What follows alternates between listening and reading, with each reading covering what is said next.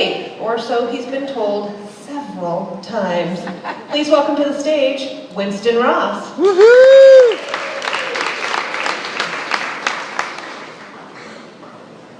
I wasn't nervous until Gina started grilling me. Now I'm like sweating.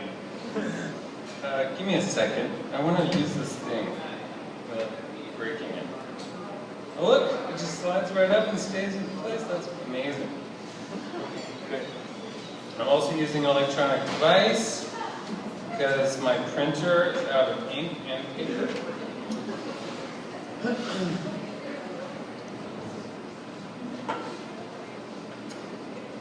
I want to thank you all for coming out tonight.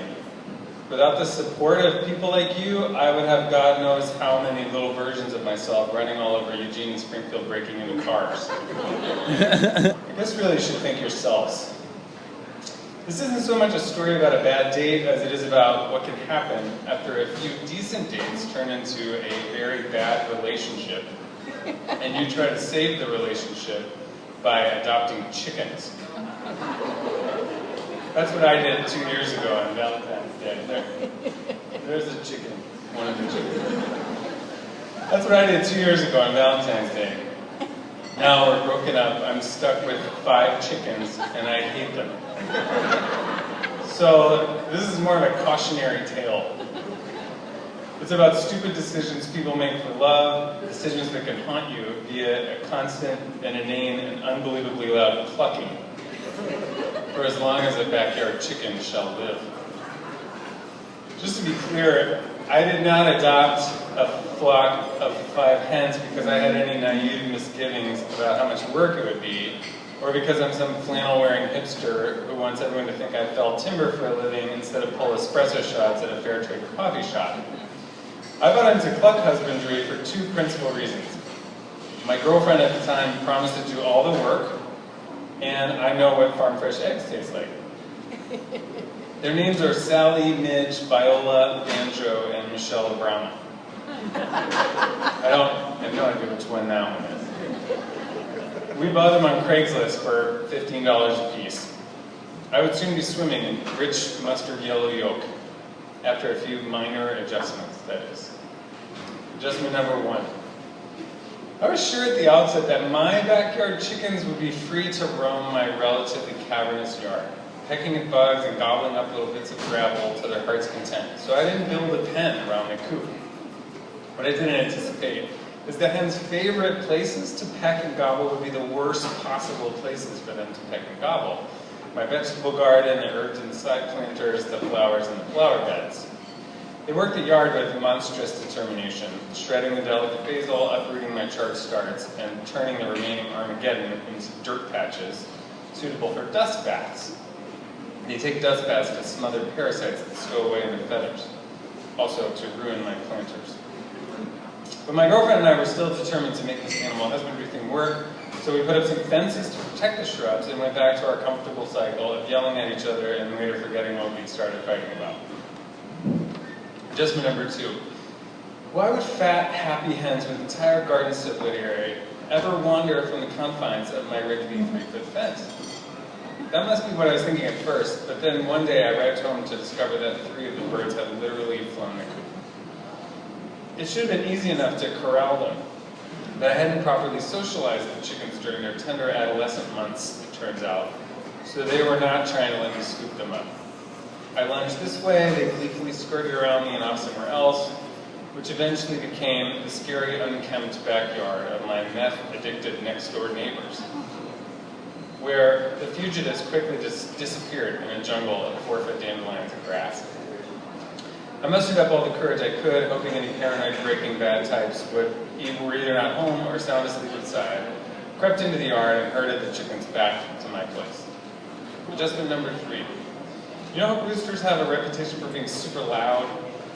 It turns out chickens with no rooster around seem to believe it their sacred duty to take up the mantle of ear-piercing wake-up calls. Most of the time they're fine and they're just like, that's kind of what I expected. Like I thought chickens would just run around doing that all the time. But when they just laid an egg, they insist the entire world know about it. And they go, over and over and over again for like 15 minutes. Now I buy earplugs in bulk. Adjustment number 4. The final straw, the point of no return for this band of cluckers, was when they figured out that my front and back decks were the best of all places to drop a deuce, or 50 on a given day. They have no other reason to clamber up on those wooden slats. Nothing to scratch, no bugs to hunt. The only possible thing they can do on my covered back porch and front stoop is to poop. Perhaps because it makes for such a statement, or it keeps all that technicolor excrement in one easily identifiable place so that they don't have to step in it. At first I thought, I can train them, they're birds. And I have a herding dog, a border collie named Chica, who has, thanks to years of careful tutelage, learned what it means when Dad says, "Get the blank," as in, "Get the kitty," which is a fun parlor game we play sometimes with my cat to impress visitors. It's endless entertainment. "Get the kitty" translates just fine for Chica to "get the chickens." So I focused my initial training regimen on using my dog as enforcer of the new no shitting on the deck policy. I watched out the window like a hawk. I work from home, listening for that telltale a noise that took on an entirely new meaning once I started to recognize these birds for the sneaky vagrants they turned out to be. That is the warning cluck, I realized. It's when they're saying to each other, "The coast is clear, you guys. I just took a huge dump on the deck and nobody came to rain me off." But I was watching, and the moment a hen poked his little beak into my view of the back window, I sprang into action, swinging open the door, and sent out my slightly confused but completely game border collie with the urgent battle cry, "Get the chickens!" And it worked again and again and again. The dogs scampered at the birds, and man did they run, as fast and far away as they could. It's nearly as hilarious a game as Get the Kitty, but there were two problems. One, the birds never fought back, like my cat often does, which makes for a pretty anticlimactic finale. And two, not even 100 rounds of Get the Chickens ever discouraged these committed hens from a mission whose importance I still fail to comprehend. My girlfriend didn't care that much about the chicken poop. She did care if I followed a pretty girl on Twitter without a damn good professional reason for doing so. I was forced to take more draconian measures. Building the pen was easy enough. Thread some tall metal stakes into the sturdy wire, drive them into pre-dug holes in the ground around the coop, and voila, imprisoned chickens. I felt enormously guilty about taking this step, of course, but I had no choice. Adjustment number 5. It took me a while to figure out how the first bird flew over the fence, because I never really stopped to consider that a chicken can fly 6 feet above ground. Have you ever seen a chicken fly 6 feet above ground? I hadn't. I still haven't, actually. They just fucking wind up on the other side of the fence somehow. And I knew it was only a matter of time before the other birds figured out that if they too flapped their wings mightily enough, they could escape the confines of their penitentiary. I had to act quickly. Initially, I considered trying to enclose the top of the pen. But what am I, a chicken pen engineer? So I did some Googling and discovered that you can actually remove the power of flight from a bird, just like God. All it takes is a sharp pair of scissors and a steady hand. I know it sounds cruel and unusual, but apparently the parts of a chicken's wings that allow them to fly are like human fingernails. 10 snips, 10 minutes later, 5 birds, 2 wings. And my hens were appropriately crippled. I had 1. Except not really, not at all. Adjustment number 6. As I mentioned, chicken's eggs taste incredible. I am one of those food snobs now who can no longer eat a regular egg, at least not with any real enjoyment. Eating an egg that has just popped out the rear end of a hen 10 yards away from your bedroom versus one from the grocery store is basically like having sex with Matthew McConaughey versus your boyfriend. They're incredible edible eggs. And late last summer, my chickens discovered this too. Perhaps due to my erratic feeding times, or having to live most of their miserable lives contained in a pen, pecking and scratching hopelessly at the mud they've turned the ground into. One day I strolled out to collect their eggs and discovered there were none in the box. In place of those eggs were egg shells. I considered other culprits. Raccoons I ruled out because I have a concerning neighbor who traps and kills all manner of species he deems invasive, including starlings and coons. He then gasses them with his pickup truck in his driveway, which is really fun to watch while I'm working from home. No, the internet assured me it's the chickens themselves eating their own eggs. Sometimes they do it because they're not getting enough protein in their diet, sometimes because they're bored, sometimes because one of them accidentally steps on an egg and the other one comes along and goes, food? And eats some, and the other ones go, food? And they all munch down and the secret's out at that point. When I told my friend Simon I'd be talking about this at a Planned Parenthood fundraiser, he suggested I point out that this could be considered the chicken version of abortion.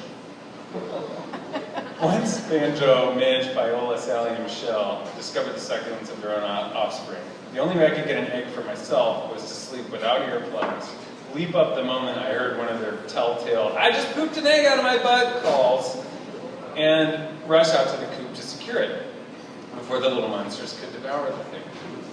I was alone at this task because by the time the chickens started conducting their own abortions, my girlfriend and I had split up. And by the time I figured out how to stop the chickens from eating their own eggs, they stopped laying them altogether for the winter. So I decided to murder them.